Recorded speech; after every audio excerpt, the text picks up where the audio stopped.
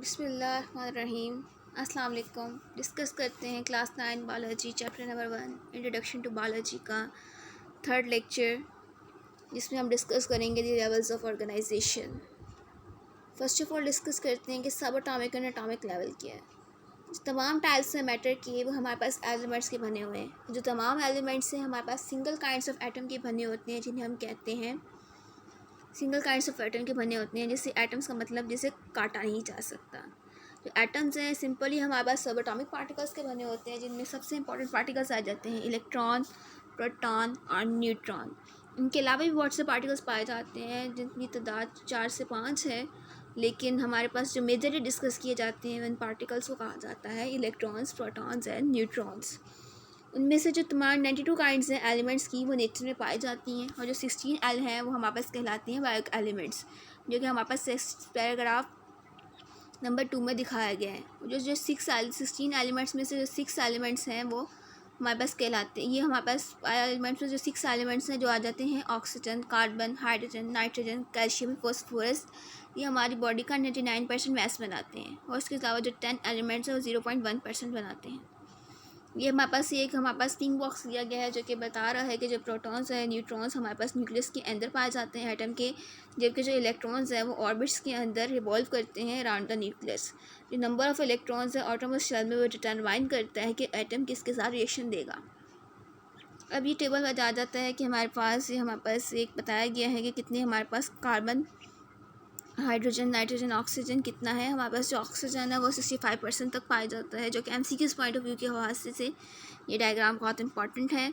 Carbon 18% पाया जाता है, हाइड्रोजन 10%, नाइट्रोजन 3%, कैल्शियम 2%, फॉस्फोरस 1% और दूसरी चीज़ें 1% पाई जाती हैं। अब आगे आ जाते हैं कि मॉलिक्यूलर लेवल क्या है। मॉलिक्यूलर लेवल से डिफाइन हो रहा है कि मॉलिक्यूल लेवल मॉलिक्यूल्स की टाइप तक स्टडी होगी, मॉलिक्यूल्स की लेवल तक सेल्स एंड ऑर्गेनल्स की स्टडी होगी। हम जो ऑर्गेनिज्म में जो बायो एलिमेंट्स हमेशा आइसोलेटेड होते हैं, अकेले आइसोलेटेड फॉर्म्स में नहीं होते हैं, एक दूसरे के साथ कंबाइन हो जाते हैं, जो कि दो सूरतें हैं, चाहे वो आयनिक बॉन्डिंग बना लें या कोवलेंट बॉन्डिंग बना लें। जो स्टेबल पार्टिकल है जो इस बॉन्डिंग के थ्रू बनता है उसे कहते हैं मॉलिक्यूल, या साइंस की लैंग्वेज में बायोमॉलिक्यूल। जो हमारे पास जो ऑर्गेनिज्म है वो बहुत से बायोमॉलिक्यूल्स, जो 100 से बायोमॉलिक्यूल्स जिसकी टाइप्स डिफरेंट भी हो सकती हैं, उनकी कम्बिनेशन से बनता है। ये जो हमारे पास जो मॉलिक्यूल्स हैं हमारे पास बिल्डिंग ब्लॉक्स हैं, और हमारे पास इनकी बहुत सी वैरायटी और कम्प्लेक्सिटी पाई जाती है। बायोमॉलिक्यूल्स को 2 मॉलिक्यूल्स में डिफाइन किया जाता है। वो मॉलिक्यूल्स जिनका मॉलिक्यूलर वेट हाई हो वो कहलाते हैं मैक्रोमॉलिक्यूल्स। इसके पास हमारे पास एग्जांपल आ जाएगी cellulose, fats and protein. Then आ जाते हैं हमारे पास माइक्रोमॉलिक्यूल्स, जिनके पास आता है मॉलिक्यूलर वेट कम होता है, उसकी एग्जांपल आ जाती है ग्लूकोज, वाटर एक्सेट्रा। मूव करते हैं नेक्स्ट टॉपिक पे, जो कि है organelles and cell level. Organelles and cell level क्या शो करता है। जो बायोमॉलिक्यूल्स हैं हमारे पास असेंबल होते हैं पार्टिकल वे में, ऑर्गेनल्स बना देते हैं। ऑर्गेनल्स हमारे पास जो सब सेलुलर स्ट्रक्चर्स है जो बनते हैं तो यूनिट्स ऑफ लाइफ बनते हैं, जिन्हें हम कहते हैं सेल। तो ईच टाइप है ऑर्गेनली का वो स्पेशल है कि उसको कौन सा काम सर अंजाम देना है, यानी हमारी बॉडी के हर सेल ने अपना काम बांटा हुआ है कि इसने ये काम ये करना है, इसने ये काम ये करने हैं, जिससे हम बायो की लैंग्वेज में, जिससे हम साइंस की लैंग्वेज में डिवीजन ऑफ लेबर कहते हैं। और हमारे पास जो एग्जांपल दी गई है माइटोकॉन्ड्रिया हमारे पास स्पेशलाइज्ड है सेलुलर रेस्पिरेशन के लिए, और जो राइबोसोम्स आ जाते हैं वो स्पेशलाइज्ड है प्रोटीन सिंथेसिस के लिए। वापस आते हैं टॉपिक पे, जो कि ऑर्गेनल्स एंड सेल लेवल था। हमारे पास प्रोकैरियोट्स और मोस्ट प्रोटिस्ट की तादाद में हमारे पास ऑर्गेनिजम्स की 2 टाइप्स पाई जाती हैं, जो कि आ जाती हैं यूनिसेलुलर और मल्टीसेलुलर। जो बैक्टीरिया और प्रोटिस्ट हैं उनकी जो बॉडी है सिंगल सेल की बनी होती है, इसलिए उन्हें कहते हैं यूनिसेलुलर। और जो मल्टीसेलुलर ऑर्गेनिजम्स होते हैं उनकी बॉडी ट्रिलियंस ऑफ सेल की बनी होती है, जैसे कि फंजाई, प्लांट्स, एनिमल, और हम इसमें ह्यूमन बींग्स भी आ जाते हैं। इसी तरीके से लेवल ख़त्म हुआ जैसे सेल एंड ऑर्गेनल लेवल था। मूव करते हैं नेक्स्ट लेवल पर, जो कि आ जाता है टिश्यू लेवल। टिश्यू लेवल क्या शो करता है। मल्टी सेलुलर ऑर्गेनिजम्स जिनकी बॉडी बहुत से सेल से बनी होती है, उनमें सिमिलर सेल्स जिनका फंक्शन एक जैसा होता है वो ऑर्गेनाइज करते होते हैं ग्रुप्स में, और टिश्यू बना देते हैं। सिंपली इसकी जो डेफिनेशन है वो सेकंड लाइन से शो करती है कि टिश्यू को हम ऐसे डिफाइन करते हैं, टिश्यू हमारे पास कुछ ग्रुप्स है सिमिलर सेल्स का, और वो फंक्शन क्या करता है, वो स्पेशलाइज है किसी भी कॉमन फंक्शन के लिए। जो हमारी बॉडी में हर सेल है, टिश्यू में हर सेल है, वो अपना एक फंक्शन करता है, जैसे कि सेलुलर रेस्पिरेशन माइटोकॉन्ड्रिया करते हैं और प्रोटीन सिंथेसिस राइबोसोम्स करते हैं। इसके अलावा बहुत से स्पेशल प्रोसेसेस जो कि फंक्शंस टिश्यू के फंक्शन से रिलेट करते हैं। हमारे पास डिफरेंट टिश्यूज़ आ जाते हैं, प्लांट टिश्यूज़ जो कि एपिडर्मल टिश्यूज़, ग्राउंड टिश्यूज़ आ जाते हैं, देन आ जाते हैं जाइलम टिश्यूज़ जो कि प्लांट्स के अंदर हमारे पास जो वाटर की कंडक्शन करते हैं वो आ जाते हैं फ्लोएम टिश्यूज़, वो उसकी स्टडी आ जाती है। ये कि हमारे पास फूड को, प्रोटीन्स को ये ट्रांसलोकेट करते हैं, इसे कंडक्ट करते हैं प्लांट्स में रूट्स टू शूट्स तक। इसकी जो प्लांट्स एंड एनिमल्स की डिटेल स्टडी करेंगे हम cells and tissues chapter number 4 के अंदर।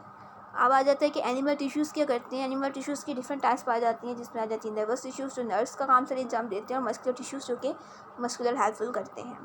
मूव करते हैं नेक्स्ट टॉपिक पे, जो कि आ जाते हैं organ and organ system level. ये लॉन्ग क्वेश्चन भी आ सकता है। ये तमाम लेवल्स हमारे पास लॉन्ग क्वेश्चन के तौर पर हम प्रिपेयर करते हैं। इन हायर मल्टी सेलुलर ऑर्गेनिज्म में more than one type of tissue, अगर बहुत से ज़्यादा टिश्यूज़ हैं, इनका फंक्शन एक जैसा है, तो उन्हें हम ऑर्गेनाइज करेंगे और एक यूनिट बना देंगे जिसे कहते हैं ऑर्गन। डिफरेंट टिश्यूज़ है जो ऑर्गन के एक ही फंक्शन परफॉर्म कहीं करते हैं, स्पेसिफिक फंक्शन परफॉर्म करते हैं, और ये फंक्शन उस ऑर्गन का इंडिविजुअलिटी फंक्शन बन जाता है। मिसाल के तौर पर जो स्टमक है हमारे पास, इसका जो काम है वो फूड डाइजेशन। इसके पास 2 मसल्स पाए जाते हैं जो कि आ जाते हैं, जो ऑर्गन पाए जाते हैं, जो आ जाते हैं सेक्रेटरी एपिथेलियम, और आ जाता है मस्कुलर टिश्यू। जो सेक्रेटरी एपिथेलियम है वो हमारे पास क्रिस्टलाइज जूस सेक्रेट करता है, और जो मस्कुलर टिश्यू है वो हमारी जो वॉल है कॉन्ट्रैक्ट करता है, स्टमक की वॉल्स कॉन्ट्रैक्ट करता है, मिक्स करता है उसके एंजाइम्स के साथ, और मूव करता है फूड को पोस्टीरियर एंड की तरफ। देन मूव करते हैं हमारे पास जो नेक्स्ट लेवल है ऑर्गेनाइजेशन का, मल्टी सेलुलर ऑर्गेनिज्म है, वो ऑर्गन सिस्टम लेवल है। डिफरेंट ऑर्गन्स अगर बहुत से रिलेटेड फंक्शंस का परफॉर्म करेंगे तो हम उसे ऑर्गेनाइज कर देंगे एक ऑर्गन सिस्टम में। इस तरह हम बता सकते हो कि कैसे अगर बहुत से ऑर्गेनेलिस और सेल से डिस्कस करते हैं, अगर बहुत से बायोमोलिक्यूल्स को हम एक ही वे में करते हैं तो वो हमारे पास ऑर्गेनेलिस बन जाएंगी। अगर बहुत सी ऑर्गेनल्स को अगर आप एक फ्लो की शॉर्ट में याद करो कि अगर बहुत से बायोमोलिक्यूल्स अगर आप मिला दोगे उसको, उनका फंक्शन एक जैसा हो जाएगा तो वो बना देंगी ऑर्गेनल्स। अगर कुछ ऑर्गेनल्स को आपस में मिला दोगे तो वो आ जाएंगी आपके पास सेल्स। अगर सेल्स को सिमिलर सेल्स काम कर रहे हैं, उनका फंक्शन एक जैसा है, तो वो आ जाएगा टिश्यू। अगर बहुत से टिश्यूज़ जिनका फंक्शन सिमिलर है तो वो आ जाएगा हमारे पास ऑर्गन। अगर बहुत से ऑर्गन्स जिनका फंक्शन एक जैसा है तो हमारे पास बना देंगे ऑर्गन सिस्टम। और ये हम डिफाइन कर रहे थे कि ऑर्गन सिस्टम क्या होता है। ऑर्गन सिस्टम में हमारी बुक में 2 चीज़ें दी गई हैं। एनिमल्स में ऑर्गन सिस्टम डिफाइन किया जाता है डाइजेस्टिव सिस्टम में। इसकी एग्जांपल दी गई है जिसका फंक्शन आ जाता है हमारे पास डाइजेशन। जो ऑर्गन सिस्टम इस्तेमाल किए जाते हैं, डाइजेस्टिव सिस्टम पूरा एक टॉपिक आ जाता है जो कि आप पिछली क्लासेस में पढ़ा होगा हम सब ने। वो आ जाती हैं ऑर्गन्स आ जाती हैं oral cavity, stomach, small intestine, large intestine, liver and pancreas. और जब प्लांट्स में हमारे पास ऑर्गन सिस्टम आ जाता है वो आ जाता है रूट एंड सिस्टम। जिसके पास जो आ जाती है हमारे पास कम्प्लेक्सिटी, हमारे पास जो कम्प्लेक्सिटी है प्लांट्स में वो कम होती है एज़ कम्पेयर टू एनिमल्स। और इसका जो रीज़न दिया गया है greater range of functions and activities कि प्लांट्स हमारे पास सिर्फ मानते हैं कि हम प्लांट्स रेस्पिरेशन भी करते हैं, प्लांट्स हमारे पास फोटोसिंथेसिस भी करते हैं, लेकिन प्लांट्स ट्रांसपोर्ट नहीं करती। प्लांट्स वो इतने काम नहीं करते, उनकी जो एक्टिविटीज़ की रेंज है, उनकी जो फंक्शन करने का काम है वो इतना ज़्यादा नहीं होता जितना कि हम एनिमल्स का होता है।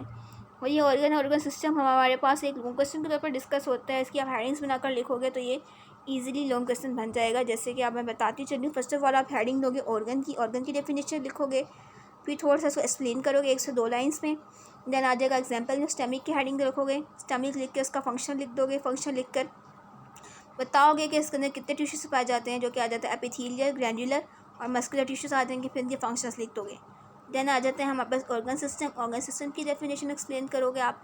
इसके बाद एक्सप्लेनेशन दोगे 2 से 3 लाइन्स में, फिर आ जाएगा इसके अंदर एग्जाम्पल। एनिमल्स में लिख देना आप डाइजेस्टिव सिस्टम, जो कि हमारी बुक में मेंशन की गई हैं।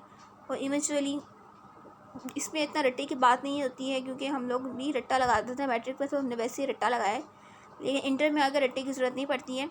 लेकिन इतना कोशिश करो कि समझ के करो आप, क्योंकि समझ के करने से ना फ़ायदा इतना होता है कि आपको चीज़ें याद रहती हैं। क्योंकि तकरीबन अगर आप फर्स्ट ईयर का बायोलॉजी का चैप्टर देखते हो, अगर आपको कोई कज़न या आपका कोई बहन भाई फर्स्ट ईयर में आ जाते हैं, क्योंकि हम तो फर्स्ट ईयर क्लियर कर चुके हैं, तो फर्स्ट ईयर का फर्स्ट चैप्टर तकरीबन ऐसा ही है।